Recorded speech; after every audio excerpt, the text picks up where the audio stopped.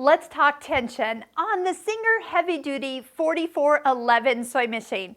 So here's the scoop. Number one, if you are using good quality thread in the needle and the bobbin, you really just need to leave the tension at 4. I know a lot of people think tension is the problem when they run into sewing issues, like if the thread's all snarled up or if the thread is breaking. Let's talk about really what is going on. So first off, tension is not the problem. Leave it at 4. I'll tell you when we are going to adjust it, trust me.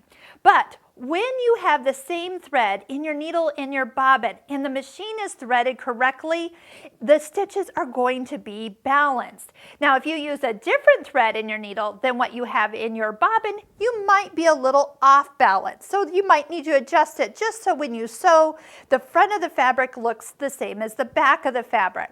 Now, sometimes when we actually look at a buttonhole or sew a buttonhole, I like to make sure my stitches pull to the back side so it has a nice smooth stitch on the front. This would be a time where when we adjust tension, by the way, we only are changing the top thread. So if I want the stitches to pull to the back side, I'm wanting the bobbin thread to technically be tighter. So if I loosen the top, this makes the bobbin tighter and it will pull the top thread to the back. So loosen would be to a smaller number. I'll usually come down to 3 or maybe even 2 when I sew buttonholes or even decorative stitches. Now these decorative stitches we actually stitched with a variegated thread in our needle and a hot pink thread in our bobbin. And see how they pull to the back side? That's what you want when you sew decorative stitches, trust me. Now, when I talked about if the threads are breaking or you get those big hairy nests, you are probably running into a couple of things. Number one, you probably don't have your machine threaded correctly. Is the thread in the take-up lever, so you can look in the little eye and see if you see thread there? Is the thread in this first groove all the way down? Remember we were kind of talking about flossing that thread after coming down and up a little bit. We can floss and make sure it gets seated all the way into those tension discs, because if the thread isn't in the tension discs, it will leave you those hairy loops underneath. What about thread when you're sewing and it breaks? It's just like breaks in the middle. That's usually a couple things. It's probably you need a new needle.